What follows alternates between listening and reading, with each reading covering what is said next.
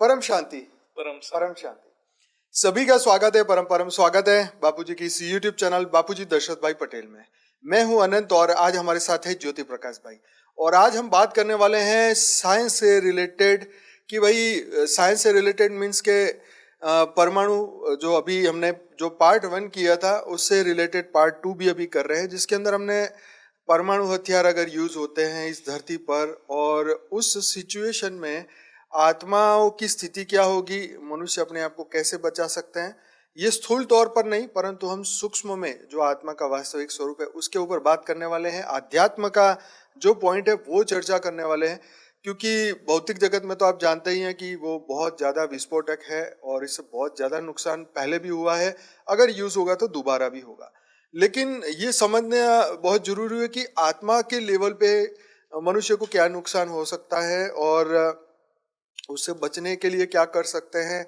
हमारे संकल्प, हमारे वाइब्रेशन और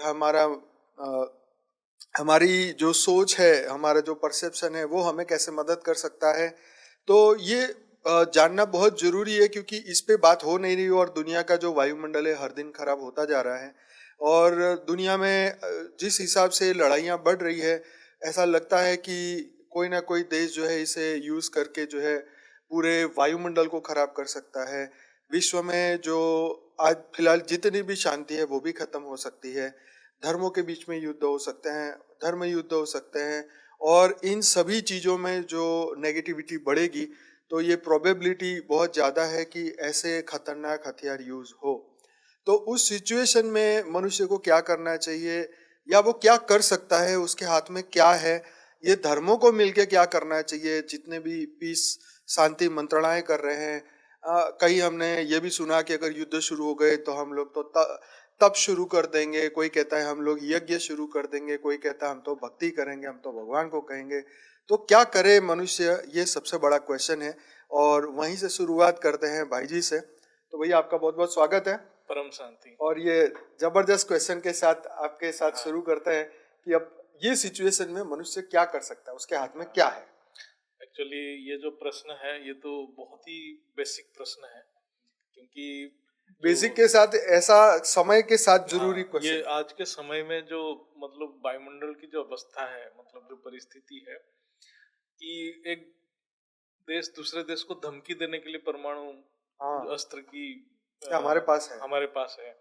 और आज के समय में हम देखें तो जो बड़े बड़े कंट्रीज हैं, डेवलप्ड कंट्रीज जो जिसको हम बोल रहे हैं, कि उनके पास बहुत बड़े परिमाण में अस्त्र है।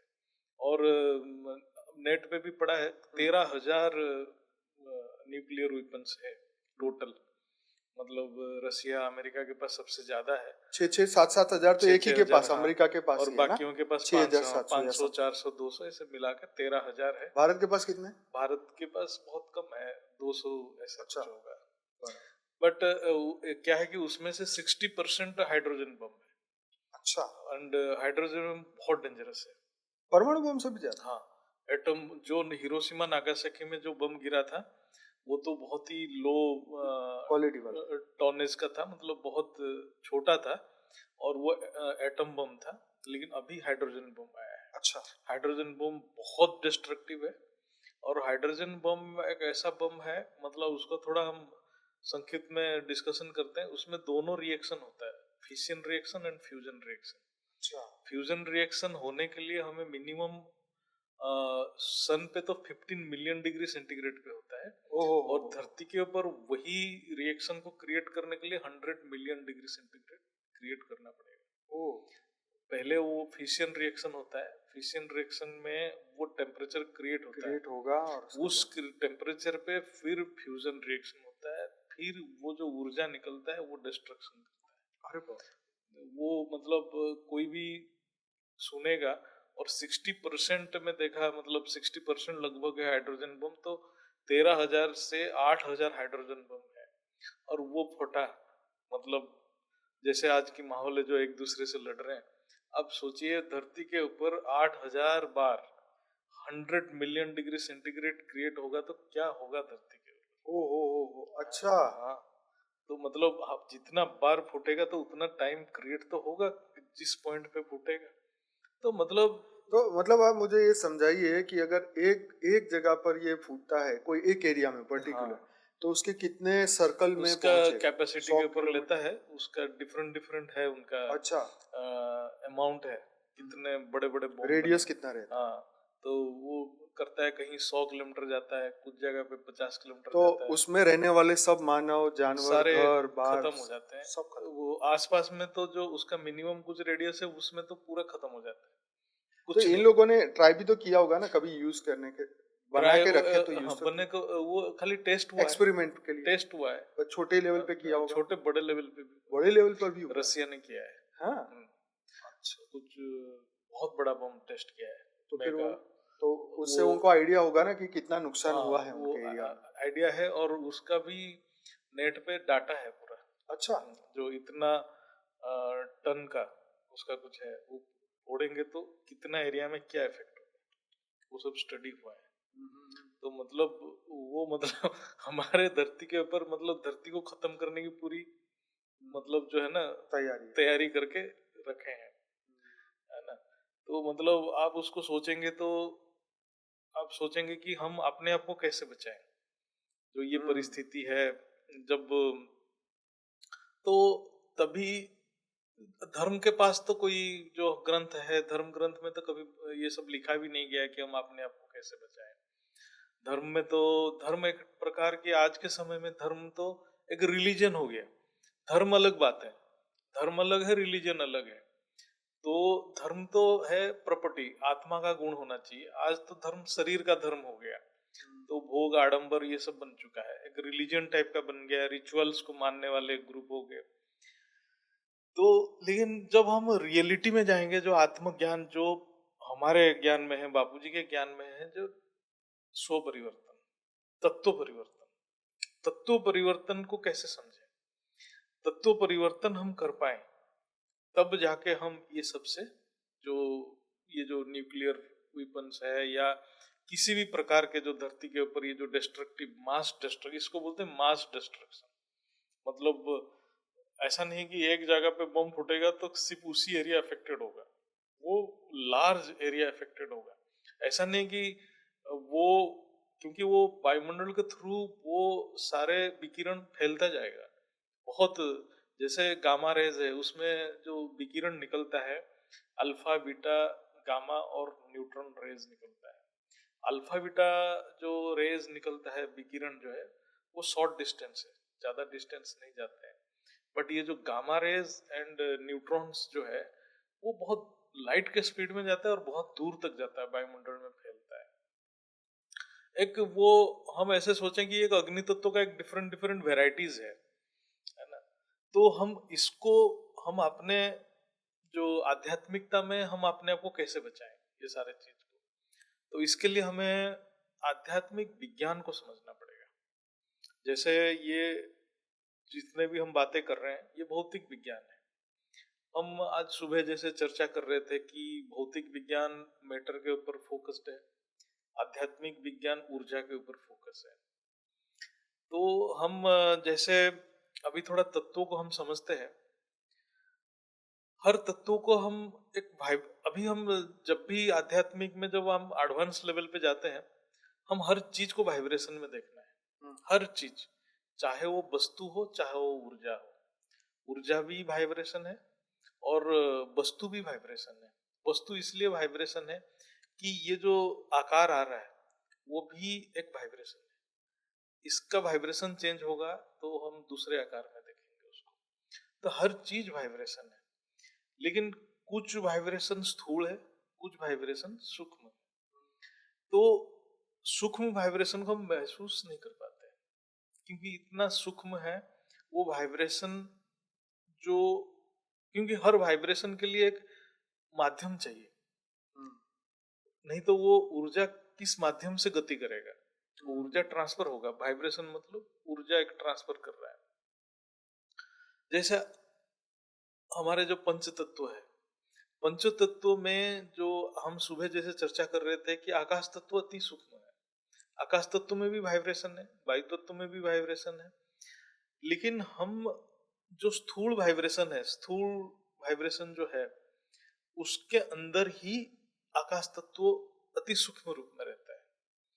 जैसे हमारे क्या है, हम तत्वों को ऐसे समझते हैं, ये हमारे सब मतलब वैदिक शास्त्र में बहुत अच्छे से समझाया गया है कि तत्वों को हम कैसे समझें। तत्वों को गुण से समझा जाता है। जैसे हम पृथ्वी तत्व बोलेंगे, उसका गुण है गंध। जैसे जल तत्व है, उसका गुण है रस। अग्नि तत्व है, उसका गुण है रूप। और वायु तत्व है, उसका गुण है स्पर्श। और आकाश तत्व है, उसका गुण है शब्द। शब्द शब्द मतलब वाइब्रेशन। यहाँ शब्द मतलब हम जो ध्वनि जो बोल रहे हैं वो तो वाइब्रेशन है ही। यहाँ शब्द मतलब ओनली वाइब्रेशन, उसका और कुछ है नहीं अर्थ। हम उसको ध्वनि नहीं समझेंगे। बराबर। ध्वनि is a form of vibration. हाँ, ये वाइब्रेशन है सिर्फ। और जैसे हम एक दूसरे को स्पर्श करते हैं या टच करते हैं, वो जो फीलिंग इसीलिए आता है कि हमारे शरीर के अंदर वायु तत्व है। नहीं तो हम एक दूसरे को टच करके फील भी नहीं कर पाएंगे। अच्छा। हाँ। और किसी का जो हमारा रूप है, जो कोई सुंदर दिख रहा है, कोई ये दिख रहा है, उसमें कोई बहुत सुंदर है और उसमें कुछ ग्लो है, तो उसमें अग्नि तत्व बहुत ज्यादा है, तो रूप को निखारता है अग्नि तत्व। फिर आता है जल तत्व। जल तत्व रस मतलब कुछ भी खाद्य हम खाते हैं उसमें जो स्वाद आता है, वो है जल तत्व का प्रॉपर्टी। और किसी भी वस्तु में जो गंध आता है, तो वो है उस पृथ्वी तत्व का प्रॉपर्टी। तो हम जब भी पृथ्वी तत्व की बात करेंगे, तो किसी भी वस्तु में जो गंध है, वो गंध का कोई एक अणु होगा, कोई एक वाइब्रेशन होगा, इसीलिए वो उससे कुछ गंध या सेंट आ रहा है। तो इसका मतलब वो अणु ही पृथ्वी तत्व है। ऐसे ही किसी भी चीज में कोई स्वाद है थोड़ा सा भी, तो वो अणु ही जल तत्व है। जैसे किसी में जो रूप का जो जो कैरेक्टर आ रहा है कुछ, उसके लिए जो है वो अग्नि तत्व है। ऐसे ही तो इस हिसाब से हम तत्वों को पहचानते हैं। वो अणु और जो मतलब जो विज्ञान जिस बात की चर्चा कर रहा है, इलेक्ट्रॉन फोटोन, वो सब वो हमारे शास्त्र के हिसाब से नहीं है। वो उस ऊर्जा को, तत्वों को समझते रहते हैं। तो उसमें क्या होता है, जैसे इलेक्ट्रोमैग्नेटिक वेव हो गया, हम अभी क्या है, ये तो तत्व हो गया। अब विज्ञान क्या करता है, विज्ञान पांचों जो चार शक्तियों के बारे में चर्चा करता है। हमने सुबह भी इसकी चर्चा की है। इलेक्ट्रोमैग्नेटिक फोर्स हो गया, जो बहुत हमारे पहले से ही चले आ रहा है। अग्नि तत्व के साथ उसमें मिक्स होके है। आकाश तत्व भी है और वायु तत्व भी है, इसीलिए इलेक्ट्रोमैग्नेटिक जो है अग्नि तत्व का जो एक गुण है। फिर ग्रेविटी फोर्स हो गया, न्यूक्लियर फोर्स हो गया। इसमें सबसे सूक्ष्म है ग्रेविटी फोर्स। ग्रेविटी फोर्स क्या है, जैसे हमने बोले थे, एक चद्दर के अंदर बहुत सारे पूरा ग्रह नक्षत्र सारे उसी की चद्दर में, आकाश तत्व में सर्जन हो रहा है। उनकी वाइब्रेशन के हिसाब से ये जो आकाश तत्व ऊपर नीचे होता रहता है। वो तो सिर्फ शब्द है। तो उसके ऊपर जो हमारे इलेक्ट्रोमैग्नेटिक जितने भी फोर्सेस है, क्योंकि वो स्थूल है, सबसे सूक्ष्म ग्रेविटी फोर्स है। जैसे ये बेंड होता जाएगा, वो लाइट भी बेंड होते जाएंगे। इसलिए आप देखेंगे टाइम स्पेस बेंड हो जाने से लाइट भी बेंड हो जाता है, जो विज्ञान जिसको बोल रहा है कि लाइट बेंड होने से टाइम आकाश तत्व बेंड नहीं होगा, लेकिन आकाश तत्व बेंड होने से लाइट बेंड हो जाएगा। क्योंकि लाइट का आधार है आकाश तत्व। लाइट जो मोशन कर रहा है, लाइट ऊर्जा जो मोशन कर रहा है, उसका आधार है आकाश तत्व। आकाश तत्व नहीं रहेगा तो लाइट मूव भी नहीं कर पाएगा, क्योंकि उसको एक आधार चाहिए। जो ऊर्जा जो जा रहा है, वो किसके बेसिस पे जा रहा है, लाइट के बेसिस पे जा रहा है, मतलब आकाश के बेसिस पे जा रहा है। जैसे हम एक रस्सी लिया, रस्सी में हम एक एंड पे जैसे एक थोड़ा हिलाते हैं, वो जा रहा है, आधार क्या है, रस्सी। रस्सी नहीं रहेगा तो वो जाएगा किस में, बराबर। ऐसे ही है आकाश तो एक आधार है, एक बेस है, बहुत सूक्ष्म है। वो बेंड कर गया, जैसे हम रस्सी का लेंथ बढ़ा देंगे, लेंथ बढ़ा देंगे तो क्या होगा, वो ऊर्जा जाते जाते ज्यादा टाइम लगेगा, बराबर। ऐसे ही हम आकाश तत्व को बेंड कर दिया। एक स्ट्रेट था तो लाइट स्ट्रेट जाके पहुंच रहा था। आकाश तत्व को हमने बेंड कर दिया तो लाइट को क्या होगा, बहुत ज्यादा डिस्टेंस कवर करना पड़ेगा, तो वो क्या करेगा, ज्यादा टाइम लगेगा। ये इसी को मेजर करके विज्ञान अभी बोल रहा है कि ग्रेविटी वेव्स है, अच्छा लेकिन मेजर किसको कर रहा है? इलेक्ट्रोमैग्नेटिक वेव, क्योंकि अच्छा उनको ग्रेविटी पता ही नहीं है।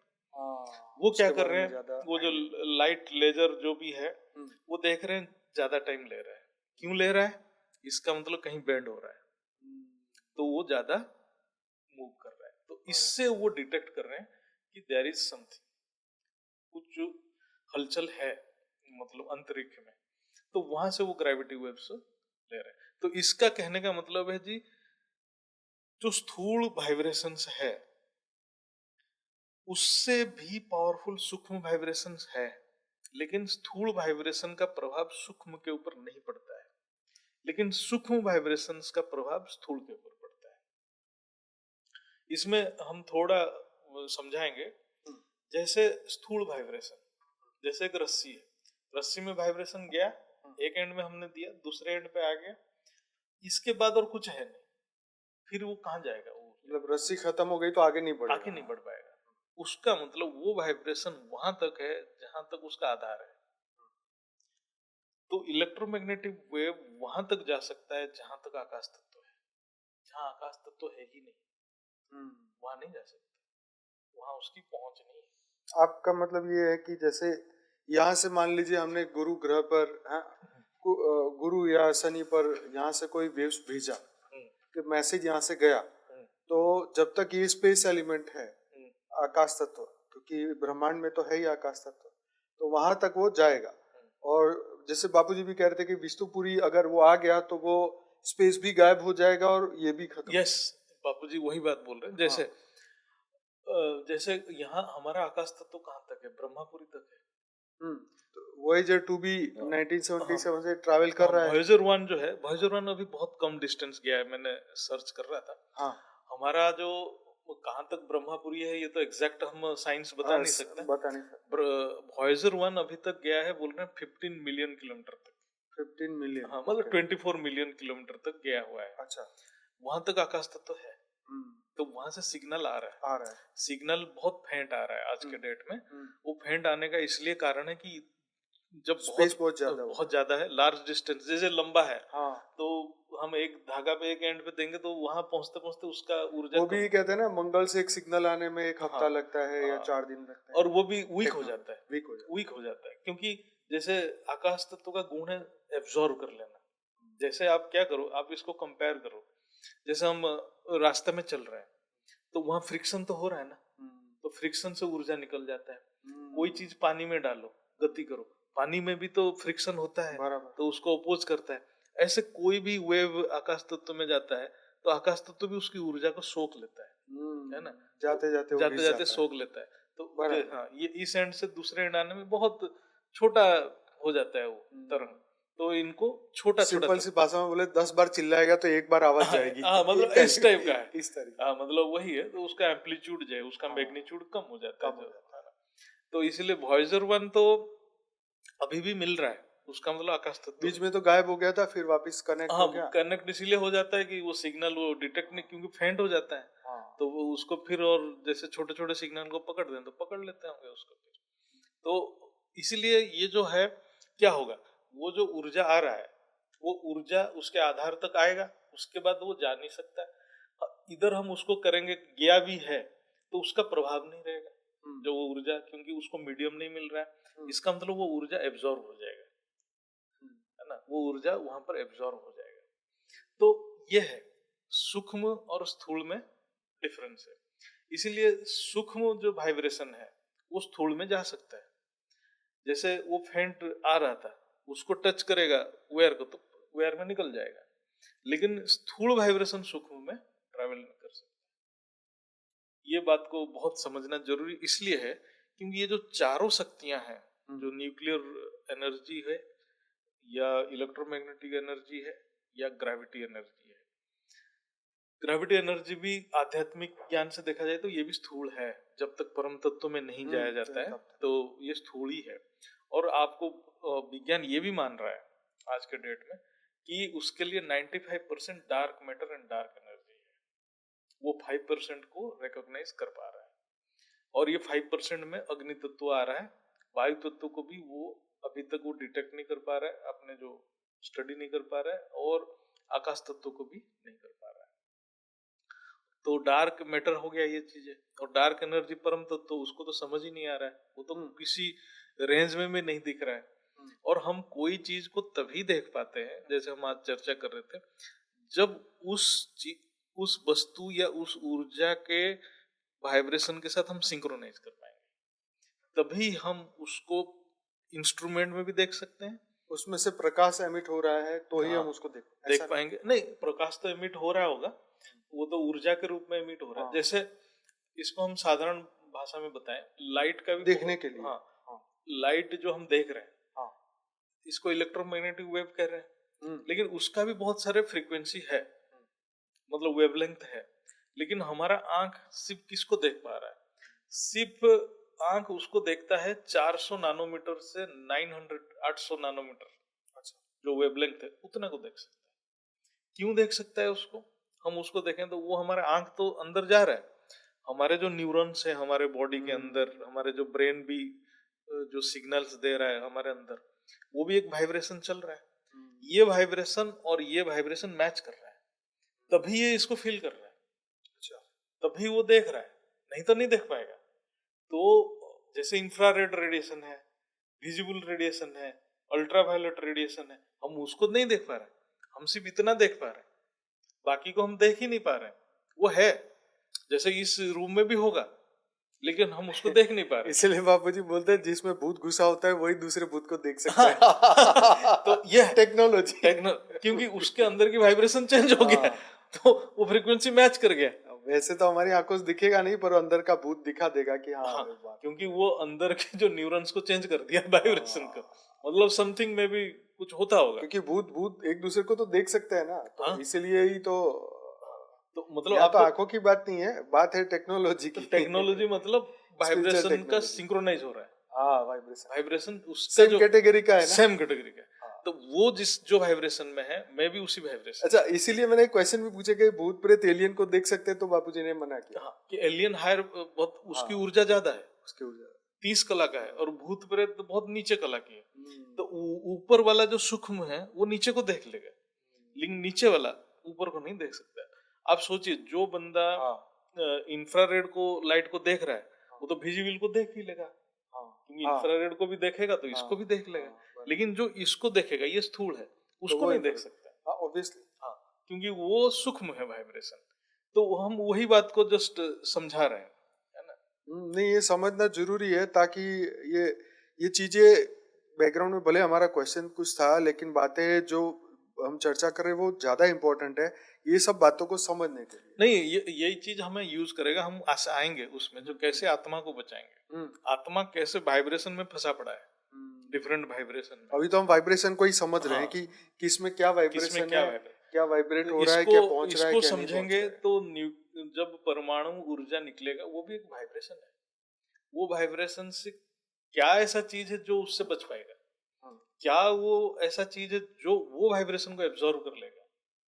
उसी चीज को कौन? अच्छा, ये समझाइए ना फिर कि परमाणु ऊर्जा, ये बम फूटता है तो जो वाइब्रेशन निकलेंगे और हमारा ह्यूमन बॉडी का वाइब्रेशन, उसका वाइब्रेशन के बीच में क्या अंतर है? हाँ, वो भी आएंगे। क्यों बॉडी को वो, मतलब मैं अभी तक इसलिए बता रहा हूँ कि वो ये बहुत इंपॉर्टेंट है कि वाइब्रेशन कहाँ तक जा सकता है, क्योंकि वो ऊर्जा तो आ रहा है, लेकिन कहाँ तक जाएगा? जैसे मैं किसी को बोलूं कि आप इंटरस्टेलर स्पेस में, जैसे एक गैलेक्सी दूसरे गैलेक्सी के बीच में जो स्पेस है, वहां जाके कैंडल जलाओ, कोई जला नहीं सकता, क्योंकि वहां ये तत्व है ही नहीं। अच्छा, वो वाइब्रेशन ही नहीं है। जो अग्नि वहां सिर्फ होगा, आकाश तत्व होगा। ये तो स्पेस में जाएंगे तो भी नहीं होगा ना, तो चंद्र पर भी कैंडल नहीं जलेगी ना, नहीं जलेगी। हाँ, नहीं जलेगी, नहीं, वहां पर नहीं, हवा ही नहीं है तो फिर वहां कुछ नहीं जला। वही तो मैं बोल रहा, हवा नहीं है तो वहां वो तत्व है ही नहीं, वो ऊर्जा नहीं है, वो वाइब्रेशन ही नहीं है। अच्छा, मंगल पर जलेगी? मंगल पर वहां का तत्व क्या होगा वो देखना पड़ेगा, वायुमंडल क्या होगा, क्योंकि अभी तक तो वो काइनेटिक एनर्जी यूज कर रहे हैं ना, मंगल पे जो यान गए। हाँ, तो वहां पर देखना पड़ेगा वायुमंडल क्या है, उस हिसाब से होगा। जैसे मैं आपको बताता हूँ, जैसे कॉमन सेंस है, हमारे धरती के ऊपर जो एलिमेंट्स देखते हैं, carbon, hydrogen, nitrogen, oxygen, sulphur, phosphorus, ये सब एबुडेंटली हमारे बॉडी में भी है, सारे कंपोनेंट्स में भी है, लेकिन हम जैसे ऊपर ऊपर ऊपर चलते जाएंगे, ऊपर सिर्फ आपको मिलेगा हाइड्रोजन एंड हीलियम। अच्छा, ऊपर। हाँ, वहां और कुछ नहीं मिलेगा आपको ये सब चीज, क्योंकि वहां सिर्फ वायु तत्व और आकाश तत्व रहेगा और बाकी एलिमेंट्स ही नहीं मिलेगा। अग्नि तत्व नहीं है। हाँ नहीं, बहुत ऊपर जाओगे तो अग्नि तत्व रहेगा, बहुत सूक्ष्म रूप में रहेगा। सूक्ष्म रूप। उसको मतलब क्या बोल सकते हैं, परम अग्नि तो नहीं बोल सकते, अग्नि तत्व रिफाइंड स्टेट में रहेगा। तो मंगल पर है अग्नि तत्व? मंगल पर उसको एक्चुअली देखना पड़ेगा क्या है, साइंस का क्या एलिमेंट्स क्या है, क्या वो लोग रिसर्च कर रहे हैं, देखना पड़ेगा उसको। मुझे लगता है आपको ये मंगल वाले पे थोड़ा और अपना पहले साइंस बैकग्राउंड लेके फिर हम अध्यात्म के साथ डिस्कस कर सकते हैं, और वहाँ जीवन की जो कल्पना करी गई है कि 8000 साल पहले मनुष्य था, तो वो खत्म होने का आध्यात्मिक प्रोसेस प्लस ये साइंस का प्रोसेस डिस्कशन कर सकते हैं उसको, है ना। तो ये सब हम जैसे देखेंगे तो हमें पता चलेगा कि एक सूक्ष्म तत्व सूक्ष्म वाइब्रेशन और स्थूल वाइब्रेशन में क्या अंतर है, हमें पता चल जाएगा।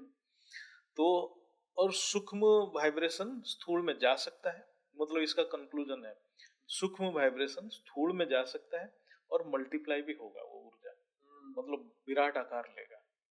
लेकिन स्थूल वाइब्रेशन, स्थूल ऊर्जा सूक्ष्म में नहीं जा सकता है, वो एब्जॉर्ब हो जाएगा। मतलब इसको जो समझ गया तो पूरा उसको संकल्प का ज्ञान भी हो जाएगा और आत्मा कैसे संकल्प करता है वो भी समझ जाएगा। तो क्या होता है, जैसे कोई आत्मा संकल्प किया, संकल्प का भी बहुत स्टेज रहता है, आत्मा की स्थिति के ऊपर रहता है। आत्मा बहुत प्योर है और उसको जो मतलब वो आत्म स्वरूप में, आत्म स्वरूप मतलब वो अपने शरीर को महसूस नहीं कर रहा है और वो सिर्फ अपने ओरिजिनल स्वरूप में है। उस समय उसका जो वाइब्रेशन निकलेगा उसको जो हमारे वैदिक फिजिक्स बोल रहा है पराशक्ति है। परा शब्द है, परा मतलब परम, मतलब वो हाईएस्ट लेवल की फ्रीक्वेंसी नहीं बोल सकते, हाईएस्ट लेवल की ऊर्जा है।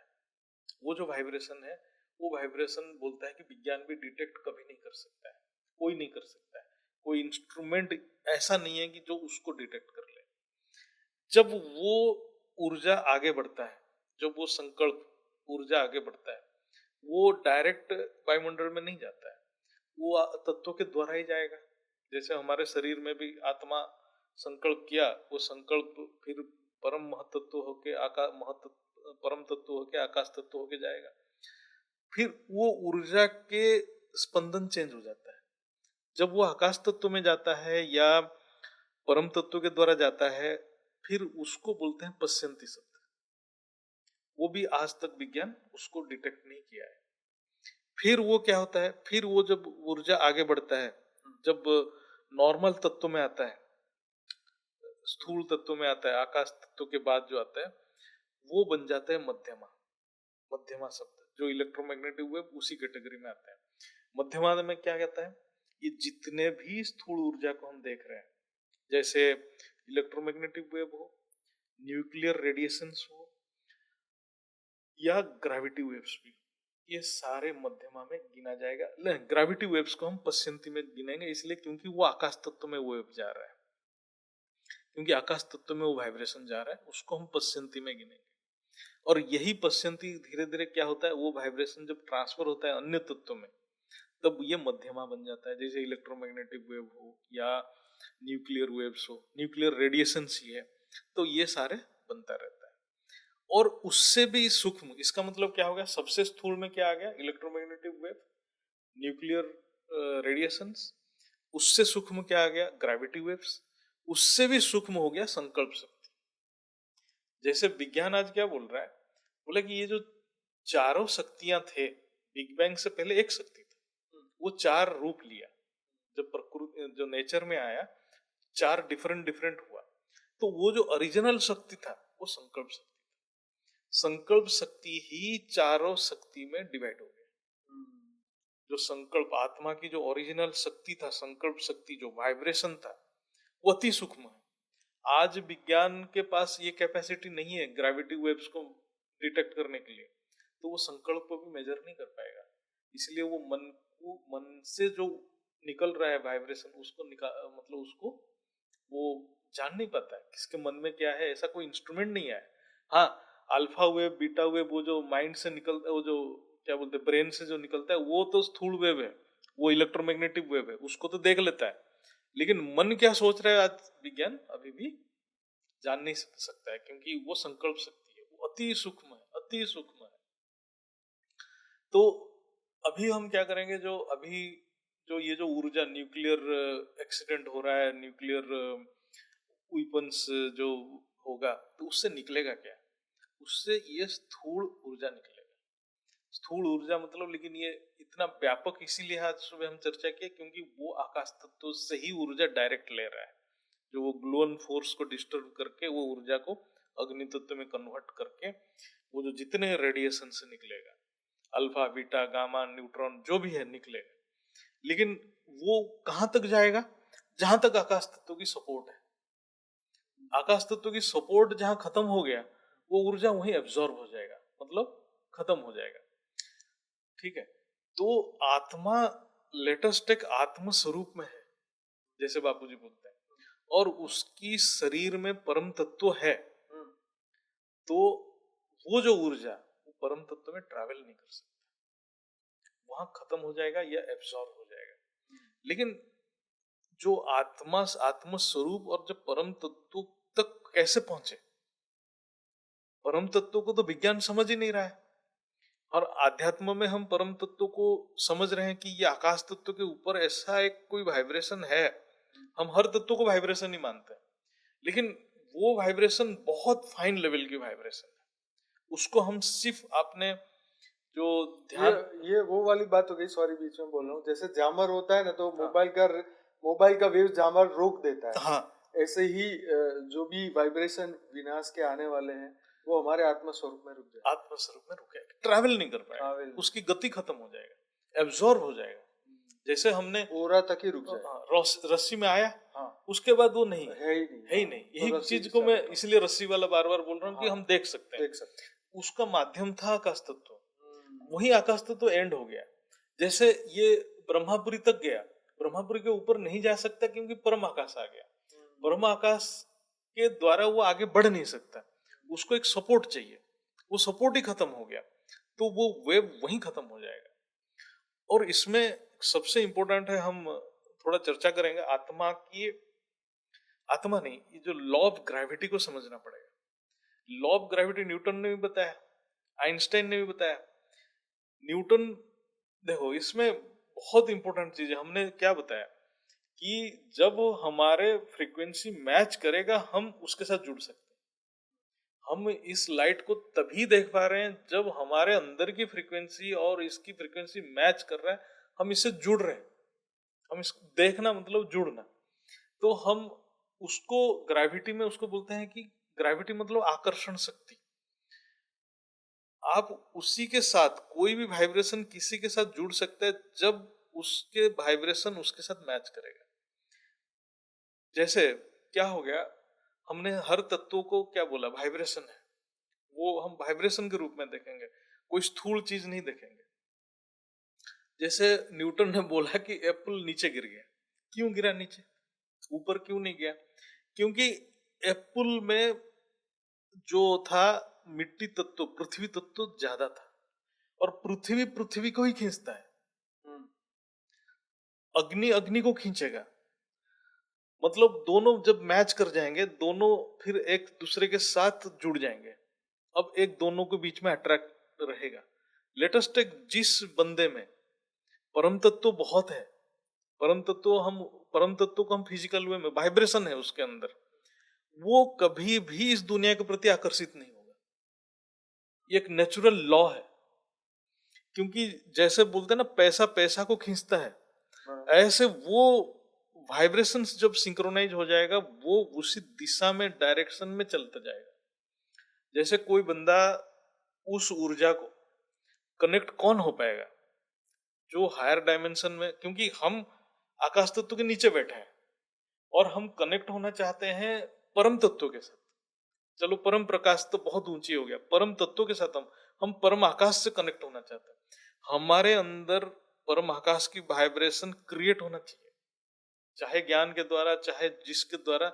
जब हम उस वाइब्रेशन में एस्टेब्लिश हो जाएंगे, ऑटोमेटिक हम उससे कनेक्ट हो जाएंगे। क्योंकि हम कोई फिजिकल मेथड नहीं है कि मैं आकाश तत्व को क्रॉस करके जाऊं, क्योंकि आकाश तत्व भी एक वाइब्रेशन है। अब वाइब्रेशन को कैसे क्रॉस करोगे? आप उसके ऊपर वाला जो वाइब्रेशन के साथ सिंक्रोनाइज करना है, तब आप ऑटोमेटिक आकाश तत्व को क्रॉस कर जाओगे। ये जो मेथड है, ये सिर्फ वाइब्रेशन का खेल है। जैसे ही वो आत्मा परम आकाश से कनेक्ट हो गया, परम तत्व से कनेक्ट हो गया, फिर उसकी जो कैपेसिटी के हिसाब वो खींचते जाएगा, उसके साथ वो जो तत्व उसके अंदर आते जाएगा, उसके अंदर आते जाएगा। और हमने आज सुबह क्या चर्चा किए थे, ये बहुत इंपॉर्टेंट है। हमारे शरीर एटम से बना है। हमारे शरीर को पूरा आप माइक्रोस्कोप में देखिए, हम जितने भी शरीर, जितने भी चीजें हैं, एटम्स है। एटम्स के अंदर क्या है? इलेक्ट्रॉन्स है, प्रोटॉन्स है, न्यूट्रॉन्स है। वो भी क्या है? वाइब्रेशंस है, ओनली वाइब्रेशंस, और कुछ नहीं है वो। मैं तो पूछ रहा हूँ, कोई साइंटिस्ट, कोई भी आज के डेट में भी इलेक्ट्रॉन को कोई फिजिकली देखा ही नहीं है। हम इलेक्ट्रॉन का एग्जिस्टेंस, इलेक्ट्रॉन का मास हो, जो भी है, वो सब कैलकुलेशन से निकल रहा है ना। सारे वाइब्रेशन से, सारे वाइब्रेशन से। जब किसी के अंदर वो ऊर्जा आते रहेगा, उसके दूसरे हायर ऊर्जा के साथ कनेक्ट हो जाएगा, तो उस, और हमारे बॉडी में एक हर एटम का देखें 99%, 99.99% क्या है? वैक्यूम। वैक्यूम मतलब फ्री स्पेस है, जो विज्ञान बोल रहे हैं। तो हमारे शरीर में बाहर से तो दिख रहा है वाइब्रेट करके कि ये एक शरीर है, लेकिन है तो 99.9% स्पेस ही है ना हमारे अंदर। हमारे अंदर स्पेस ही पड़ा है। मतलब स्पेस, मतलब विज्ञान भी बोल रहा है स्पेस स्पेस नहीं है, वो ऊर्जा से भरा हुआ है ना, ऊर्जा से भरा हुआ है। जब हमारे अंदर जो स्पेस है, उसके अंदर ऊर्जा भर जाएगा, जो आते रहेगा, ये टाइम लगेगा, और पहले कनेक्ट होना पड़ेगा। फिर ये क्या होगा? फिर ये जो न्यूट्रॉन प्रोटॉन का भी फ्रीक्वेंसी चेंज है ना। वो जो इलेक्ट्रॉन, न्यूट्रॉन, प्रोटॉन, वो भी वाइब्रेट कर रहे हैं। वाइब्रेशन से उनकी भी फ्रीक्वेंसी चेंज, क्योंकि ये स्थूल है। इसलिए डीएनए चेंज की बातें करते डीएनए हैं। चेंज की बात होगा, उसका फ्रीक्वेंसी को चेंज करना पड़ेगा। जैसे ये चेंज होगा, तभी तत्व परिवर्तन हो सकता है। और ये ज्ञान तो कहीं भी नहीं है, ये तो हम लोग यहाँ पर चर्चा कर रहे हैं। तो रैप्चर जैसे कहते हैं कि रैप्चर पॉसिबल है, गायब हो जाना पॉसिबल है, बट जैसे नारद जी आते थे, गायब होते हाँ, थे, तो यही टेक्नोलॉजी ये हम आप teleportation, teleport. This is called teleportation. आज मैं आपको अभी भी बताता हूँ, जो LHC, जो लार्ज हाइड्रोजन कोलाइडर में गॉड पार्टिकल की, जो उन्होंने 2 प्रोटॉन को कोलाइड किए, फिर गॉड पार्टिकल, जिसको बोले Higgs boson particle, Higgs field, जो उन्होंने एग्जिस्टेंस को उन्होंने प्रूव किया कि ऐसा एक फील्ड है जिस फील्ड सारे फंडामेंटल पार्टिकल्स को मैटर दे रहा है। क्योंकि जो लो मतलब ये जो सब एटॉमिक लेवल पे मास एनर्जी इंटर कन्वर्सन होता है, मतलब वो मास मतलब एनर्जी, एनर्जी मतलब मास, है ना। तो जब वो बोलते हैं कि मैंने उसमें डाटा देख रहा था, मतलब मैं ऐसे नेट पे ही सर्च कर रहा था, जिस मोमेंट में दो प्रोटॉन हेड ऑन कोलाइजन किए, प्रोटॉन मतलब आप इतना छोटा समझो, लाइट के स्पीड में कोलाइड किए, उसके सेंटर में जो एनर्जी निकलता है, वो बोलता है कि 13 to 15 टेरा इलेक्ट्रॉन वोल्ट। और वो कितना समय तक रहता है? 10 to the power -29 सेकेंड। आप इमेजिन कर सकते हो, 10 to the power -29 सेकेंड। उस मतलब ये एनर्जी इतना सूक्ष्म है, वो वाइब्रेशन, और ये स्थूल वायुमंडल में वो डिसिपेट हो जाता है, मतलब गायब हो जाता है। इसलिए क्या है कि एक प्रोटॉन मतलब ज्यादा, मतलब हो जाए कि एक उससे ज्यादा। अच्छा, इसी बात को मैं न्यूज के साथ कनेक्ट करूं तो ऐसा आता था कि इस चीज को रोकना चाहिए, नहीं होने देना चाहिए। वही मैं बता रहा हूँ आपको, अगर मैं उससे पूरा विश्व वो खत्म हो जाएगा, ऐसा करेंगे। मैं आपको बता रहा हूँ, वही चीज बता रहा हूँ, उसी में आ रहा है। ये क्या है कि 10, आप सोचे 10 to the power -29 सेकेंड में एक ऊर्जा क्रिएट हुआ, वो डिसिपेट कर गया। लेकिन डिसिपेट कैसे कर रहा है? वो मेजर किया, वही एनर्जी जब डिसिपेट किया after 10 to the power 24 second, वो हिग्स फील्ड बन रहा है। समझ रहे हो? वही ऊर्जा 10⁻29 सेकंड में क्रिएट हुआ कोलिजन के बाद, 10⁻24 सेकंड में वो ऊर्जा रिड्यूस हो गया, डिसिपेट होता गया वायुमंडल में। वायुमंडल डिसिपेट हुआ मतलब अग्नि तत्व में कन्वर्ट हो गया होगा, किसी में कन्वर्ट हो गया होगा, मतलब उसमें मैं देख रहा था वो कुछ फंडामेंटल पार्टिकल्स में कन्वर्ट हो जाता है।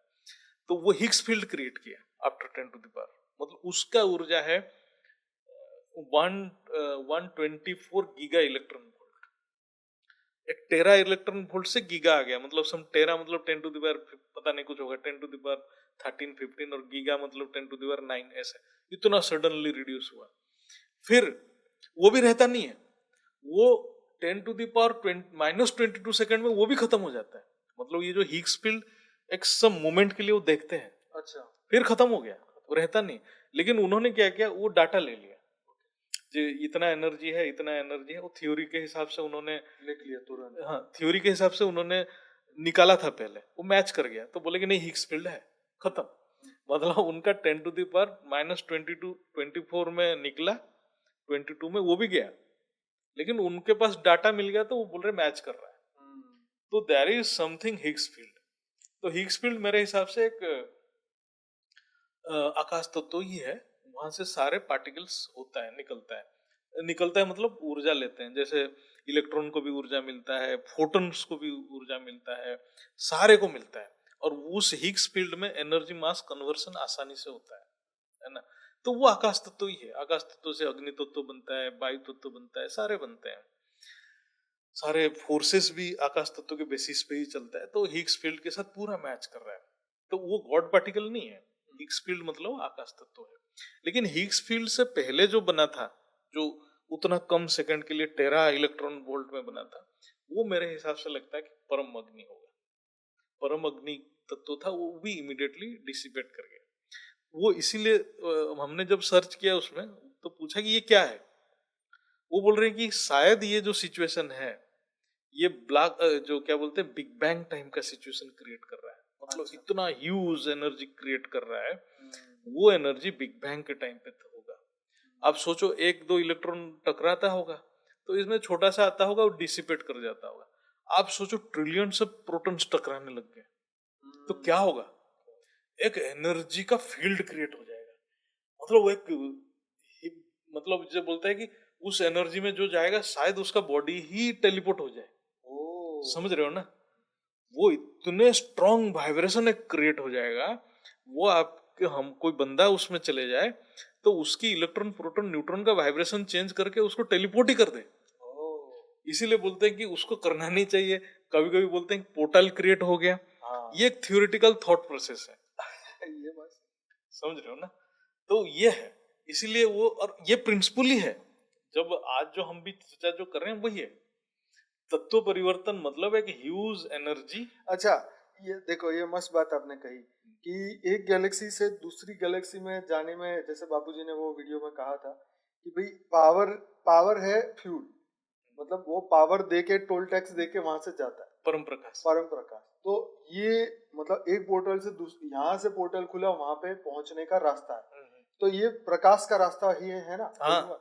जो आपने कहा कि वो ऐसा खुल जाएगा वहां पे। हाँ।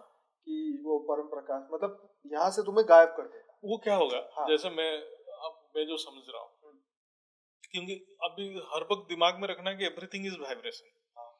आप जैसे ही उस जगह पे जाते हैं, ठीक है, और आपकी बॉडी का वाइब्रेशन चेंज हो गया। जब हमने अभी जो लॉ ऑफ ग्रेविटी बताया, अब जैसे आपके बॉडी का वाइब्रेशन चेंज हो जाएगा, आप सोचो आपकी वाइब्रेशन परम आकाश के इक्विवेलेंट हो गया, मतलब कोई भी। अब इमीडिएटली जो इस ब्रह्मांड में या इस गैलेक्सी में जहां परम आकाश है वहां कनेक्ट हो जाओ, वहां कनेक्ट, क्योंकि वो जो वाइब्रेशन होगा आप उसके साथ सिंक्रोनाइज हो जाओ, आप उसके साथ कनेक्ट हो जाओगे। फिर आपके संकल्प शक्ति के हिसाब से जितना हो जाए उसके कनेक्ट करके आप खींच सकते हो, या आप खुद उधर जा सकते हो। ये विज्ञान भी बोल रहा है, आध्यात्म भी, हमारे जो हमारे तत्व परिवर्तन का प्रोसेस भी वही। तो रैप्चर की बात तो समझ आई कि यहाँ से वो बंदा इस तरीके से गायब हो सकता है। हाँ। अगर वो टनल में पहुंच गया और वहां पर इस मतलब ये एक साइंटिफिक है, इसमें कोई मतलब है तो थोड़ा सुपर साइंस है, वाइब्रेशन का साइंस है, लेकिन इसको रियलाइज करने के लिए बहुत अभ्यास चाहिए। अब ऐसे इंस्ट्रूमेंट कहाँ से मिले कि इंस्ट्रूमेंट इसको तो इंस्ट्रूमेंट मतलब ये तो मतलब जैसे प्रोटॉन को टकराना, ये तो मतलब एक बहुत ही जैसे वो टनल के अंदर वो कर रहे हैं, हाँ उसी के अंदर बंदा भी साथ में बिठा दे अंदर रख दे। वो प्रैक्टिकल कितना होगा कुछ, ये तो क्योंकि पता स्थूल में वो चीज को क्रिएट करना इट इज इम्पॉसिबल, है ना। ये तो रैप्चर होके यहाँ से तो वो गायब हो जाएगा, पर कहाँ जाएगा ये तो पता नहीं। बॉडी तो वायुमंडल में ही खत्म हो जाएगी। हाँ, कहाँ किस डायमेंशन में कनेक्ट होगा, कहाँ वो पहुंचेगा, या उस आत्मा में कितना शक्ति होगा, वो आत्मा डिजोल्व भी कर जाए। मतलब साइंस हमें कितना हेल्प कर रहा है ये साइंस चीज हेल्प को कर रहा समझने है, के मैं लिए। इसीलिए बोला कि है ना? साइंस को समझ नहीं आ रहा है वो क्या कर रहा है, हाँ लेकिन जो अध्यात्म में है वो समझ जाएगा। लेटेस्ट एक मैं ये बोल रहा हूँ कि जो दोनों चीज को पढ़ा है, अध्यात्म को भी समझ हाँ। रहा है और विज्ञान को भी अब समझ रहा नारद जी गायब वहां होते थे और यहाँ आ जाते थे, ये भी तो टेलीपोर्टेशन है। का एक टेलीपोर्टेशन था, सबसे बड़ा उदाहरण है। क्योंकि वो जिस वाइब्रेशन में रहेगा उस वाइब्रेशन के साथ वो कनेक्ट हो जाएगा, जिस डायमेंशन का वाइब्रेशन होगा। जैसे आप देखिए, हम विष्णुपुरी में जाएगा तो परम तत्व का बन परम जाएगा, तत्व का बन यहाँ आ जाएगा, जाएगा तो तत्व का। तत्व का बन जाएगा। लेकिन ये है कि बिना जन्म लिए और सीधा फिजिकल रूप में आना ये पॉसिबल नहीं है। नहीं, पर ये हुआ तो है ना, बिना बिना जन्म लिए ही वही हाँ फेस वो फिगर हाँ के मैं साथ ये ऊपर बोला से कि नीचे। मतलब जो स्थूल शरीर में नहीं जा सकता, हाँ ये ऊपर से नीचे आते हाँ, हैं, फिर वापस टेम्पररी हाँ, करके वापस आते ऊपर जाने के लिए फिर आपके वाइब्रेशन चेंज करना पड़ेगा। मतलब आप वाइब्रेशन जब तक चेंज नहीं कर रहे हो हैं। तब तक आप ऊपर के साथ कनेक्ट ही नहीं हो पाओगे। मुझे लगता है ऊपर का एक ओरा का एक रिंग बना के आते होंगे परम तत्व का, और वहां से परम तत्व से तो जैसे ही तत्व में आएंगे वो दिखने लग जाएंगे, फिर वापस काम पूरा किया, संकल्प किया, वापस परम तत्व की रिंग आ गई और फिर गायब हो गए। वो मेथड करते होंगे शायद, इसीलिए वो जो विमान लेके बैठे हुए हैं, हाँ सो दैट एटलीस्ट विमान के अंदर तो जाए। यूएफओ भी तो इसी तरीके से काम करता होगा यूएफओ इसी तरीके से काम है करता ना। है, संकल्प शक्ति बापूजी उसमें बताते ना कि अग्नि में से परम अग्नि में परम अग्नि। ट्रैवलिंग, क्योंकि यूएफओ का भी जो टेक्नोलॉजी है, जो रिवर्स टेक्नोलॉजी ये लोग कर रहे हैं, कुछ तो ऐसी बात है ना कि जो अभी तक साइंस ढूंढ के नहीं पता कर पा रही। हाँ, साइंस इसीलिए पता नहीं कर पा रहा है क्योंकि परम तत्वों का ज्ञान साइंस के पास है नहीं। कोई उनके पास इंस्ट्रूमेंट नहीं है कि परम तत्व का वाइब्रेशन को डिटेक्ट कर ले, क्योंकि वो आकाश तत्व का वाइब्रेशन को भी डिटेक्ट नहीं कर पा रहे हैं।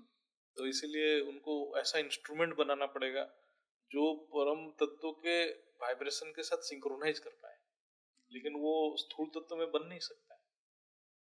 जैसे हमारे लास्ट पॉडकास्ट में वो यूरेनियम की अब बात बता रहे थे कि ये तो धरती का ये निकलता तो है धरती से, लेकिन ये शायद कोई बाहर की दुनिया की ये चीज है, क्योंकि उसके अंदर से जो एनर्जी एक एक अणु में से निकलती है वो तो ऐसा कोई तत्व ही नहीं है। ये एक बात है। तो ये जैसे इसको एलियन टेक्नोलॉजी बोल दो या ये ऐसा साइंस है जो शायद एलियन जानते हो या आकाश तत्व की आत्माएं जानते हो, अग्नि परम आकाश वाली आत्माएं ये सब जान सकते हैं। अदरवाइज तो मतलब बेसिकली जो जो न्यूक्लियर इस ब्रह्मांड के तो मनुष्य कभी नहीं जान पाएंगे इसको, क्योंकि बुद्धि वहीं तक सीमित रहेगी ना।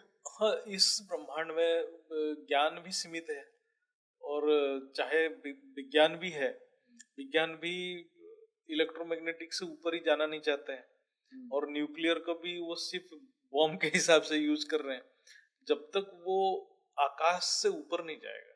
तो इसका मतलब ये भी हो गया ना कि अभी गैलेक्सी लेवल तक की आत्मा ही अगर धरती पर आई है तो, या यूनिवर्स लेवल तक की है आत्मा यहाँ पर आई है, तो फिर यूनिवर्स तक का ही ज्ञान लोगों के दिमाग में आएगा। जो आत्मा जहाँ से आई है इतना ही तो समझ पाएंगे लॉजिक के हिसाब से। लॉजिक के हिसाब से जैसे अभी ज्यादा से ज्यादा क्या प्लान कर रहे हैं, मार्स में जाने का ही प्लान कर रहे हैं, तो एक दूसरे प्लानेट में क्या मिलेगा, यही स्थूल पांच तत्व ही मिलेगा, उसका कुछ कॉम्बिनेशन होगा, परम तत्व तो होगा ही नहीं।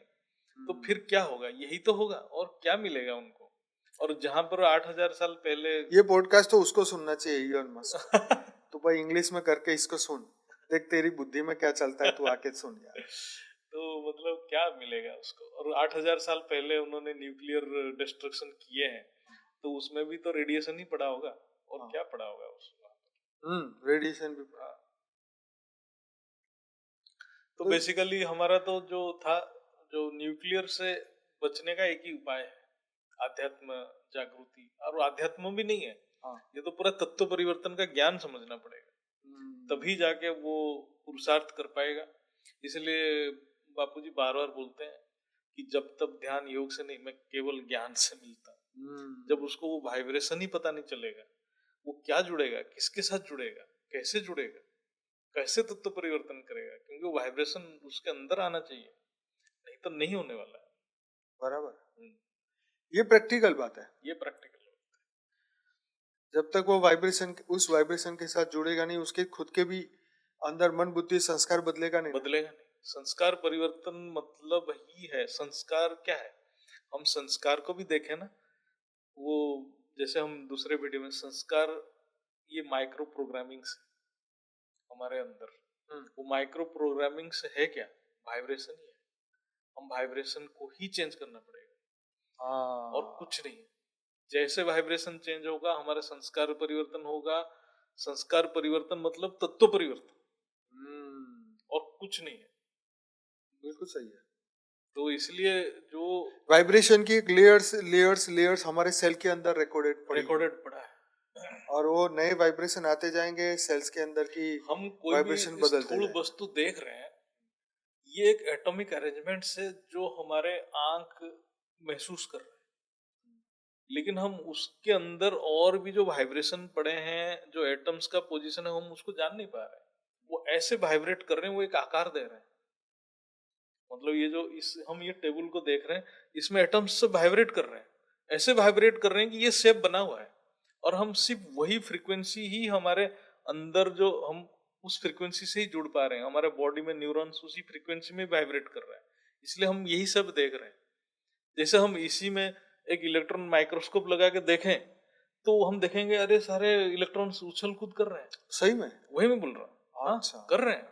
कोई इलेक्ट्रॉन्स तो उछल कूद कर रहे हैं, एटम भी उछल कूद कर रहे हैं। हाँ, जैसे मान लीजिए मैंने एक कप उठाया और उसके नीचे रखा, तो ये जो व्हाइट कलर का हमें दिख रहा है, ये जो मिट्टी, तो मिट्टी के अंदर के इलेक्ट्रॉन्स भी कूद रहे हैं। वही एटम भी कूद रहे हैं, सारे कूद अच्छा, रहे हैं। सारे कूद रहे हैं। तो ये शेप क्यों बदल नहीं रहे? जैसे पानी का शेप बदल जाता है, इसका क्यों नहीं बदलता? नहीं, ये क्या है कि दो प्रकार की चीज है।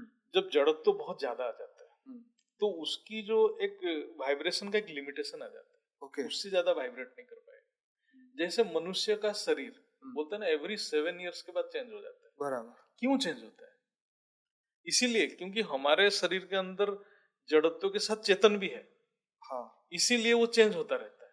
हाँ, लेकिन ये पूरा जड़ है, इसमें चेतन है ही नहीं, तो इसलिए इसका फिक्स हो गया है। लेकिन ये जो वाइब्रेशन होगा, जैसे इसका एटम होगा, ये इतना इतना वाइब्रेशन होगा, एक मीन पोजीशन होगा, इधर इधर इतना जाता होगा, ज्यादा नहीं जाता होगा। लेकिन हम जब माइक्रोस्कोप में देखेंगे तो वाइब्रेटिंग ही दिखेगा, ये इतना सॉलिड नहीं दिखेगा। बराबर। हाँ, वो तो जैसे जैसे गहराई में जाएंगे तो फिर एक अंदर इलेक्ट्रॉन प्रोटॉन घूमता हुआ ऐसा दिख जाएगा।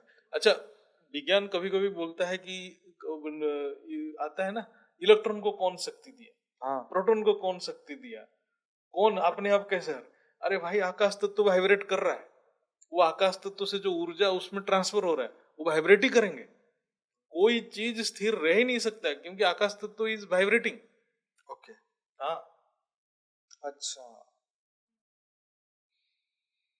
तो मतलब जब हम इसको गहराई में विज्ञान के साथ जोड़ लेंगे, हमें आध्यात्म भी उतना रियलिटी लगेगा जितना विज्ञान रियल है। जैसे वो बच्चों का खेलने वाला नहीं होता जिसमें बच्चे सीढ़ी चढ़ के ऊपर जाते हैं और वो हवा से भरा होता है, तो वो बच्चा एक स्थिर खड़ा नहीं हो सकता, क्योंकि हवा नीचे की ऊपर नीचे ऊपर नीचे। ये बेस्ट एग्जांपल, आप जब समझेंगे इस चीज को, ये आकाश तत्व है। आप उसी के अंदर सारे मैटर, उसी सपोर्ट में सारे मैटर है, तो मैटर स्थिर कैसे रहेगा? वो ऐसे ऐसे हो रहा है, तो ये भी ऐसे ऐसे हो रहा है, उसको ऊर्जा ट्रांसफर होते जा रहा है। बच्चे स्थिर रह ही नहीं सकते, कूदते ही रहते कूदते ही रहते। उसी को हम क्वांटम फिजिक्स बोल रहे हैं, क्वांटम मैकेनिक्स बोल रहे हैं। लोअर मतलब इतना फाइनर लेवल पे ऊर्जा ट्रांसफर हो रहा है। तो साइंस के पास इन शक्तियों, जो डिस्ट्रक्शन करने वाली शक्तियां हैं, उसको प्रोटेक्ट करने के लिए क्या कर सकते हैं? वो तो कह रहे हैं हम बंकर बना के अंदर चले जाएं। वो कुछ नहीं हो सकता है, कोई फायदा क्या वो वाइब्रेशन नीचे जमीन में भी जाएंगे, मिट्टी में जाएंगे? ये क्वेश्चन हर तरफ जाएगा, कुछ नहीं बच पाएंगे, कुछ टेम्पररी पीरियड के लिए बच पाएंगे, उसके बाद नहीं बच पाएंगे। तो बंकर जैसे अच्छा, वो कह रहे क्या 50 बंकर, फीट हाँ, नीचे बना बंकर रहे हैं। वंकर इसलिए बोल रहे हैं, हाँ बोल रहे हैं कि हो जाए लड़ाई खत्म हो जाए, कुछ जगह पे बम फूट गया, फिर उसके बाद बम फोड़ना बंद हो जाए, तो ऐसा होने से शायद बच जाए, क्योंकि अच्छा ऊपर रहेगा तो वो पहले मर जाएगा, हाँ वो पहले मरेगा, नीचे जो रहेगा थोड़े वो तो समय थोड़ा बाद समय मरेगा। मिल जाएगा, और थोड़ा समय में लड़ाई बंद हो जाए और निकल जाए। तो बाहर निकलेंगे तो वायुमंडल तो वही वायुमंडल वाला में तो होगा। रहेगा, हाँ लेकिन जिंदा रहेंगे। हो जाए ज्यादा से ज्यादा रेडिएशन से कुछ डेफिशिएंसी हो जाए, हाँ कुछ बच जाए, लेकिन हम जो चर्चा कर रहे हैं ये तो पूरा सारे बम फूटने का जो सिचुएशन हम बता रहे हैं, वो फूटेगा तो नीचे भी नहीं रह पाएगा। अच्छा हाँ, कहीं नहीं रह पाएगा। सारे जो सारे तत्वों को, ये जो न्यूक्लियर रेडिएशन से सारे तत्वों को कंटामिनेट कर देगा, किसी को नहीं छोड़ेगा, पानी मिट्टी सारे को, अच्छा सारे तो जमीन के नीचे, जमीन के नीचे भी जाएगा ये, जमीन के नीचे कुछ नहीं कर सकते उसको। मतलब जहाँ पर ये आप सोचो, ब्लास्ट होता है मतलब वहाँ पे इतना ऊपर नीचे। डेंजरस है, जो आज के विज्ञान पागल जैसे काम कर रहे हैं, मतलब इनको तो समझना चाहिए चीजें, क्योंकि धरती के नीचे भी तो यूरेनियम पड़ा हुआ है। आप सोचो, धरती के नीचे भी लावा तो पड़ा हुआ है, अच्छा मतलब जो मेटालिक लावा, हाँ जो अग्नि तो है ऐसा कह रहे हैं। आग्नेयगिरी जो आता है ना, हाँ जो सब लावा निकलता है, तो ये सारे एक्टिवेट हो जाएंगे इतना हीट पे। ओ हाँ, इनको कुछ समझ नहीं है, मतलब वो सोच रहे हैं धरती क्या है, छोटा सा तो है, उसके ऊपर हम इतना एनर्जी उछल कूद करेंगे तो क्या करोगे उसको। अच्छा जैसे हम 3 लोग की बात करते हैं, अच्छा इसी से वापिस आना पड़ेगा काल अग्नि के लिए, लेकिन वो बाद में समझते हैं। 3 लोग, भूलोक भूलोक और स्वलोक, ठीक, स्वर्ग लोक तक ये जो माया वाला सीन है, अब ये 3 लोकों में इसका क्या होगा, क्योंकि ये तो डायमेंशन बहुत यही ऊपर तो तक है। हाँ, ये जो बता रहा हूँ, ये जो विकिरण निकलेगा, हाँ और हम बॉम्ब जो से निकला हुआ। बम विकिरण निकलेगा और इतना ह्यूज जो आकार में होगा, ये क्या होगा, ये जो जितना गामा रेज है, न्यूट्रॉन्स है, ये तो पूरा क्या होगा, ये एक सूरज बन जाएगा ये। अच्छा सूरज जैसा बन जाएगा ये तो पूरा।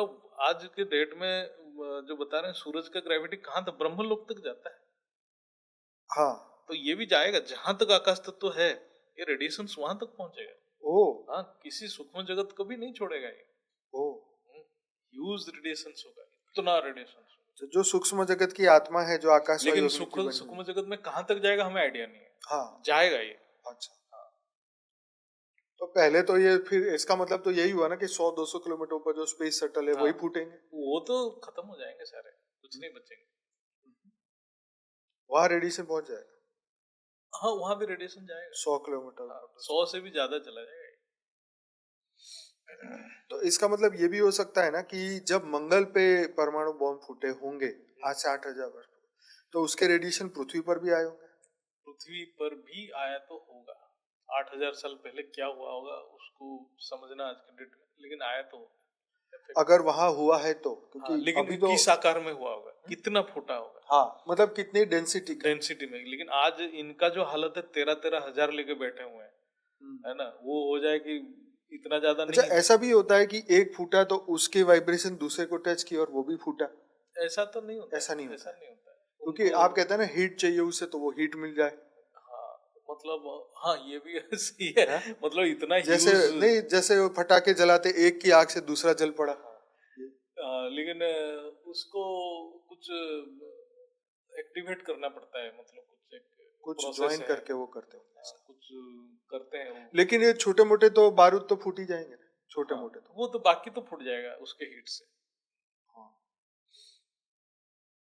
तो ये 3 तत्वों वाली बात, 3 लोक की बात थी, तो उन लोक में रहने वाली आत्माओं का क्या हुआ? चलो शरीर तो समझो गए, वहां पर तो आकाश वायु अग्नि वहां तो जो हमारे सूक्ष्म सूक्ष्म जगत है। शरीर भी है उनका क्या हुआ? हाँ, सूक्ष्म शरीर कंटामिनेट हो जाएगा।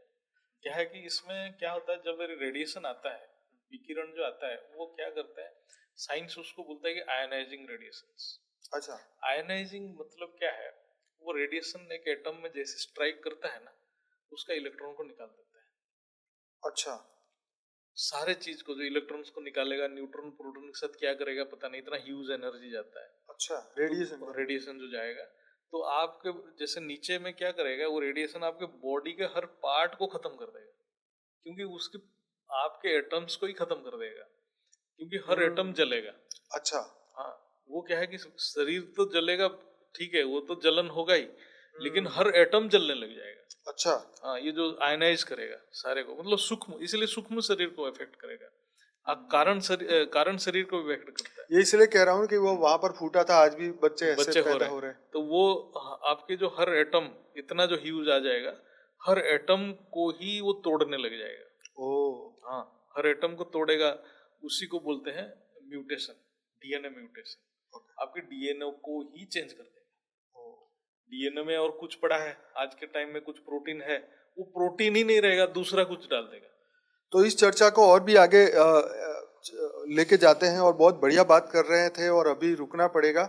तो जरूर से हमारे साथ कनेक्ट करिए पार्ट अगले पार्ट के लिए, और बने रहिए हमारे साथ। तब तक के लिए चैनल को सब्सक्राइब करिए, लाइक करिए और शेयर करिए। ये ऐसा बढ़िया नॉलेज कहीं आपको मिलने वाला नहीं है।